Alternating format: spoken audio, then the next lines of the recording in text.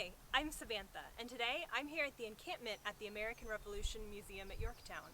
For this episode of Getting Dressed, I'm going to be talking to my friend Andrew.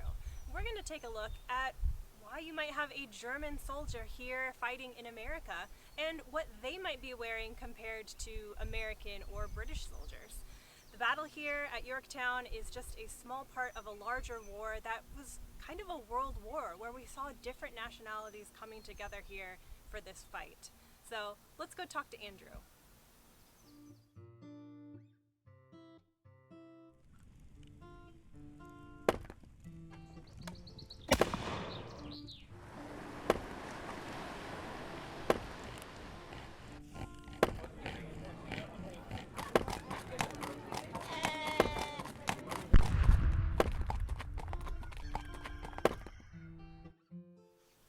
Wow, so this doesn't really look like a British uniform or an American uniform. What regiment is this for? So what I'm dressed as right now is an example of a German Jäger regiment. German Jägers were light infantry troops armed with rifles, so my firearms would be a bit different than what the average soldier in the battlefield will have.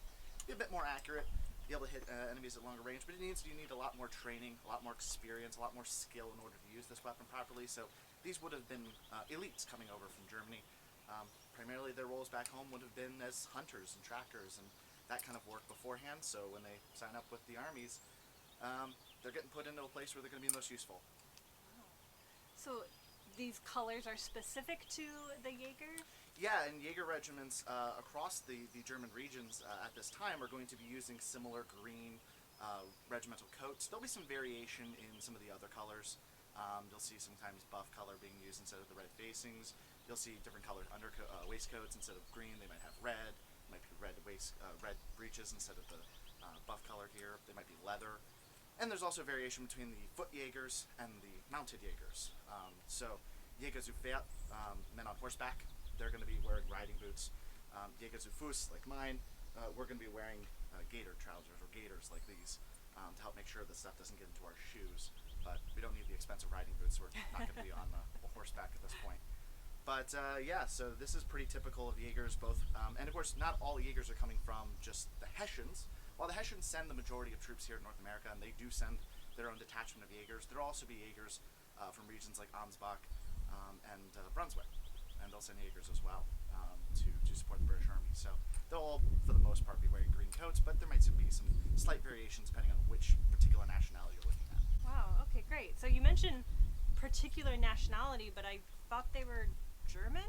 Yeah, so at this point, all of these people are speaking German, but Germany as a country doesn't exist yet. And so instead what you're looking at is a nationality that is kind of a cultural identity, but it's not a nationality.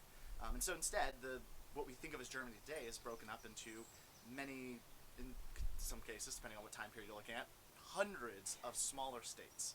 And so the Germans that are coming here to North America, they're actually coming from 6 different places in Germany. You got the Hessians, who are the bulk of the troops, and they're going to be about half of them. About, of the 30,000 or so that come here, about 12,000 to 15,000 are coming from Hesse. Hesse-Cassel, Hesse-Hanau are the 2 states.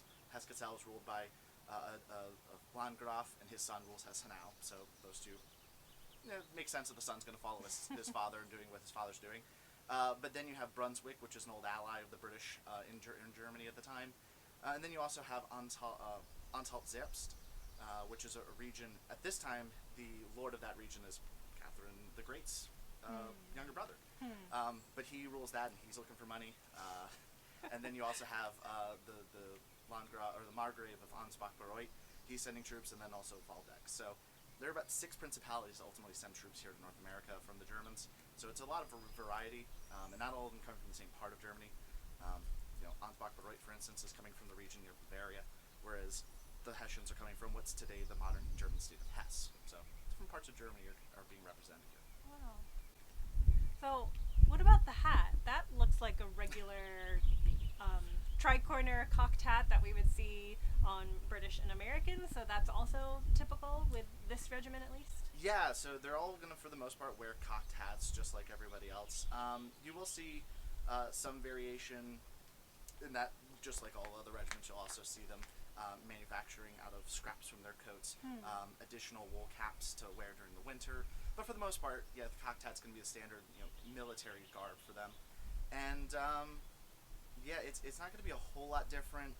One distinct difference you'll see from the German uniforms to a lot of the American and British uniforms are going to be the inclusion of the tassels on the sides, as well as fairly ornate hatting when they can get it.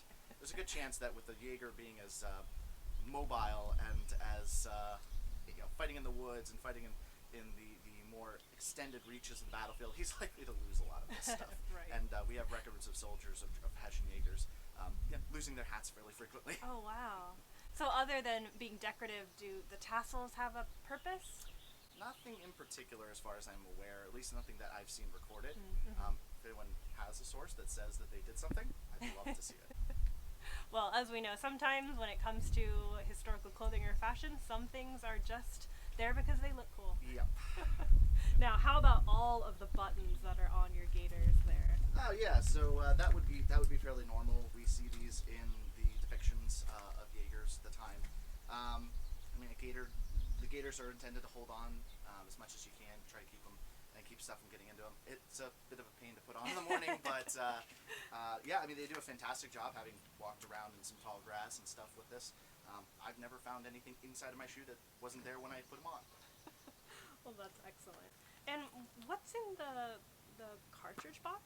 Yeah, so Hessian Jägers are going to be equipped a bit differently than your standard infantry, whereas they may have a shoulder-slung cartridge box filled with pre-measured cartridges. The Jäger is typically going to be carrying the materials needed to load and fire a rifle, and that's going to be a little bit different than what the average soldier needs, because a rifle is going to require some different pieces of equipment. Some of the things that he might need would include powder, which I can keep in my powder horn here. Typically also have a priming flask on me somewhere available. You might also see Jägers using pre-measured cartridges as well. So I have the pieces in here to actually put pre-measured cartridges in here. But they would also be carrying powder measures to load their powder, so I can use my horn, load into a powder measure, and then pour that powder down the barrel. And then when time to load the balls would be kept in here, so I would have those manufactured specifically to the size of my gun, which is going to be different than everybody else's gun. And I have patches kept in the patch case at the base of the weapon, and I can take those patches out. They would be oiled to help make sure the bullet goes down a little bit easier. And that way I can put those patches in, put the bullet on top, get it started, then take my rammer and try to push that all back to the gun. It's going to take me a little while. A rifle like this might take through that whole loading process somewhere in the realm of a minute to 2 minutes if you're doing it properly and trying to get a good accurate shot. Now we do have records though of them using pre-measured cartridges when times get tough and when the enemy gets close. They would use pre-measured charges from light infantry, and light infantry often use smaller sized muskets, and so those weapons with a smaller bore, smaller caliber ball, they can actually fit into these. It's not going to give you the greatest range, but you're not looking for it at that point. You're just trying to load the gun as fast as you can and keep the enemy away. Sure. And you have quite a beautiful sword there. Yeah, so the German auxiliaries, specifically the Jägers, but also all the other German auxiliaries coming over here, would have been bringing their swords with them. The infantry sword would have been typical at the time, but for the Jäger it's much more important than for the average infantryman, whereas the typical infantryman has a bayonet on the end of his weapon, gives him some reach to fight the enemy in hand-to-hand. My Jäger rifle does not have a mounting for a bayonet. Now, some Jäger rifles did. In fact, here in the galleries here at Yorktown, we actually have an example of a Brunswick Jäger rifle that has a mounting for a bayonet, and has a bayonet in the gallery exhibits as well. But for most of them, they're not going to have that. So a simple hunting sword like this would have been fairly effective. If you're out in the woods, you're going to be operating in areas with limited reach and visibility anyway. But if you did get close enough to an enemy that you needed something for hand-to-hand combat, a simple hunting sword like this will accomplish that goal without getting too much in your way in a normal day-to-day affairs. Sure. Are there additional pieces? Yeah, so as, if you don't mind holding this for me, as a hunting sword, this would also often come with associated accoutrements for, think of it kind of like a mess kit. Oh, wow. So I've got a dining knife and fork. Oh my gosh. And a lot of times, these pieces of equipment might be issued to them by their lord, or it might be something they personally owned. So many times these soldiers are equipping themselves out of their own pockets with some of their pieces of equipment, things that they probably already had in service to their lord as a hunter or as a Berufsjäger, so as a professional hunter, kind of leads expeditions and such, or as a Forster, who'd be responsible for managing game populations and such. So since they're already out in the woods a lot, they're already doing all of this work anyway, it's convenient to have all of your equipment already available to you, so when the army sends you out, the military sends you off to war, you have everything you need. You might need to get some replacements, but hopefully most of the stuff will be provided by the soldier. Also reduces some of the costs to the lord. He's not too brokenhearted about it. Sure. Wow. So, do we know what happened to these German soldiers at the end of the war? I know that, like, in some cases, British soldiers stayed here in America or went to Canada. Yeah, so we do know that roughly 30,000 German soldiers end up coming to America during the course of the Revolution. About half of them, a little less than half of them, don't go back. Of those, about 5,000 are considered deserters. Now, those deserters could have deserted in a number of different ways. Some of them attempted to join British regiments, believing either that the pay was better or that some other condition of their life would be better, or maybe they got in trouble with their own regiment and they had to go over there to kind of dodge out of the punishment they were going to be receiving. Other Germans we have records of deserted to the Americans. A good example would be after the battle here at Yorktown. Many of the Germans who were imprisoned by the Americans for the remaining 2 or 3 years of the war, many of them deserted because conditions in the military, in the prison camps, weren't always very good. There was a lot of encouragement by the Americans to try to get as many of these guys to desert. There were recruiting stations set up nearby to where the Germans are held, with bounties and promises of cash payments if you left the German auxiliary service and came to join an American unit.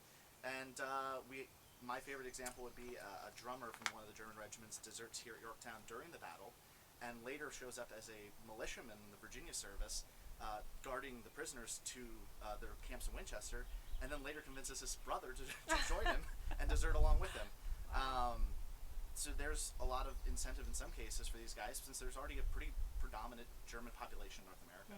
In fact, a lot of these guys are already meeting people that they knew or they have family connections to while they're here, people that had already left Germany and come to America beforehand.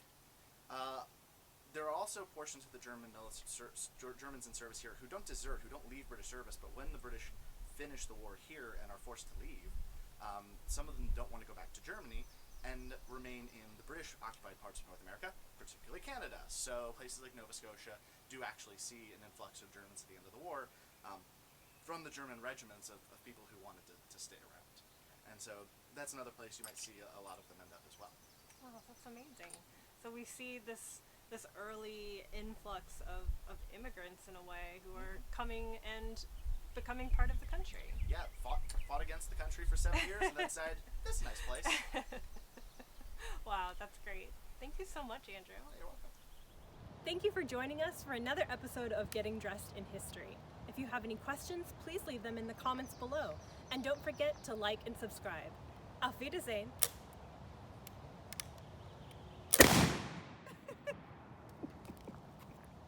Got him. Yay!